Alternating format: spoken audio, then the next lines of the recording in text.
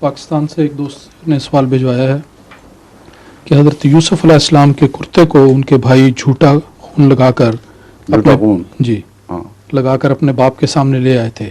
جب آپ وزیر خزانہ مقرر ہوئے اور آپ نے بھائیوں کو اپنا بچپن والا کرتا دیا کہ یہ والد صاحب کے سامنے رکھنا. نہیں غلط ہے، بچپن کا کرتا کہاں دیا تھا؟ یہ کس نے کہا ہے؟ سوال میں لکھا ہے، قرآن میں تو نہیں ہے. قرآن کے لیے اپنی طرف سے بات بنائی، میں بھی جواب دوں اس کا. بچپن میں آپ کرتا پتا نہیں، وہ تو پھٹا پھٹایا کرتا ان کا اتار کے نیچے پھینکا ہوگا، وہی تو پیش کیا تھا. یہ کرتا ایک یاد دہانی تھی. حضرت یوسف نے کا کرتا بھیجنا پیغام تھا کہ وہ جھوٹا کرتا تھا، یہ سچا کرتا ہے. اور حضرت یعقوب فوراً سمجھ گئے اس بات کو، سمجھے؟